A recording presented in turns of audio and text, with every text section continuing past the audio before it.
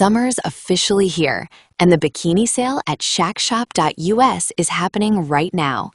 Get hot styles, bold prints, and perfect fits, all on sale for a limited time. Whether you're beach-bound or poolside, we've got the bikini that makes you feel confident, cute, and totally summer-ready.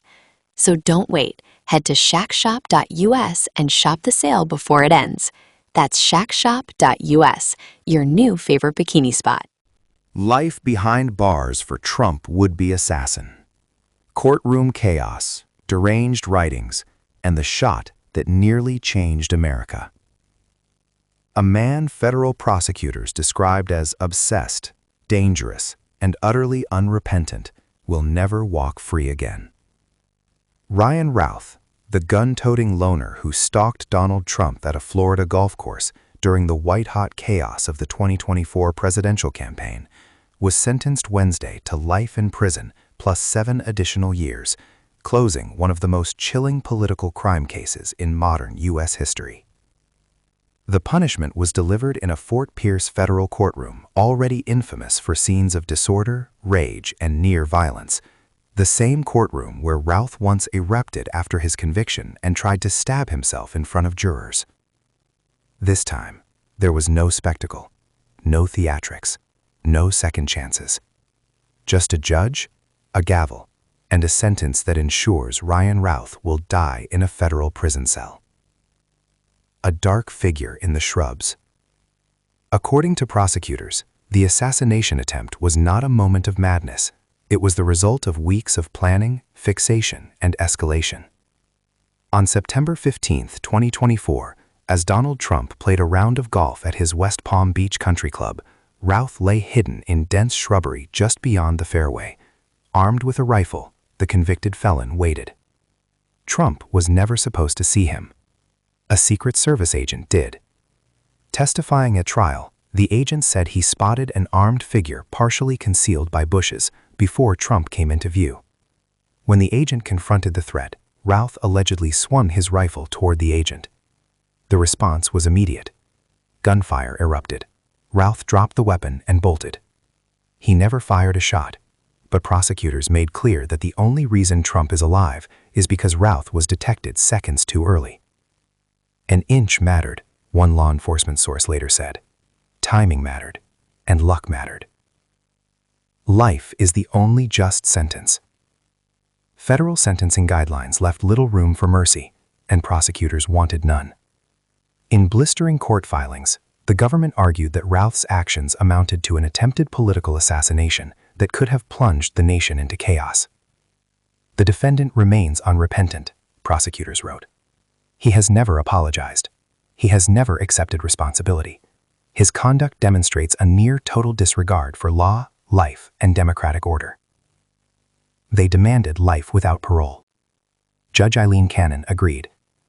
Routh was sentenced to life imprisonment for the attempted assassination, 84 additional months tied to firearms offenses, a mandatory consecutive 7-year term for using a gun in furtherance of a violent crime. The sentences will be served consecutively, ensuring Routh will never again breathe free air. A dark courtroom already on edge.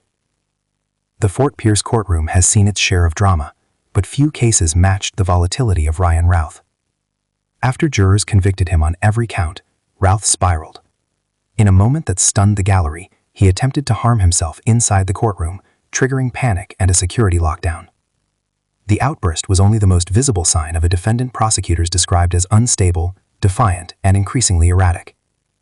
Despite this, Routh insisted on representing himself for much of the trial, a move Judge Cannon reluctantly approved after determining he met the legal standard for competency. Standby counsel watched as Routh cross-examined witnesses, ranted about conspiracies, and used the courtroom as a stage. For sentencing, however, even Routh blinked. He requested an attorney.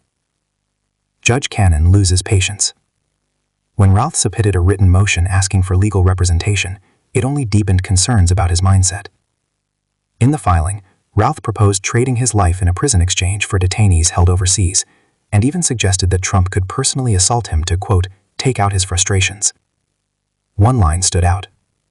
Just a quarter of an inch further back and we all would not have to deal with all of this mess, Routh wrote. Judge Cannon was livid. In her ruling, she condemned the filing as a disrespectful charade that mocked the gravity of the proceedings. Still, she approved the request, citing the need to protect the integrity of the process. It would be the last mercy Routh received. Inside the mind of the would-be killer. At trial, prosecutors peeled back the layers of Routh's life and found a pattern of instability, criminality, and obsession.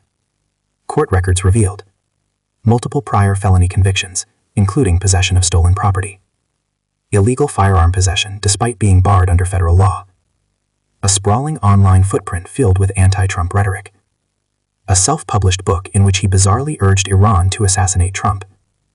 In one passage, Routh even blamed himself, writing that as a Trump voter, he bore responsibility for helping elect the man he later sought to kill. Prosecutors argued these writings weren't political speech, they were evidence of fixation. The jury agreed. The charges that sealed his fate.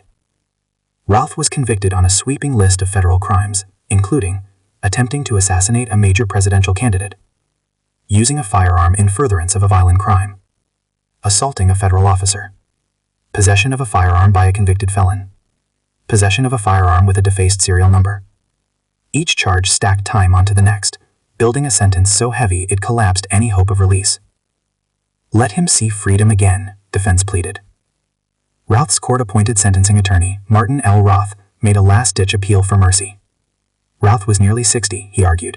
A life sentence would be a death sentence. A just punishment would be long but not excessive, Roth wrote. It should allow the defendant to experience freedom again, not die in prison. He proposed a sentence of roughly 27 years. Judge Cannon was unmoved. A case that shook the campaign trail. The assassination attempt sent shockwave through the 2024 election. Security was tightened nationwide. Trump's schedule was altered. Rallies were reassessed. The Secret Service faced intense scrutiny, even as agents were praised for stopping what could have become a historic catastrophe. Had the agent not spotted Routh when he did, prosecutors said, the consequences were impossible to overstate. A former president, a leading presidential candidate, a loaded rifle, an election already tearing the country apart. This was not a prank. This was not a protest, one official said. This was an attempt to change history with a bullet. No remorse, no release, no return. In the end, Judge Aileen Cannon made her position clear. Ryan Routh had crossed a line that could not be uncrossed. He had aimed a gun at the presidency itself. And for that, the court decided, society would never take the risk of letting him walk free again. As U.S. Marshals led him away, Routh said nothing. No apology, no plea, no final outburst. Just the quiet finality of a life sentence, and the knowledge that the moment he hid in those bushes would define the rest of his existence.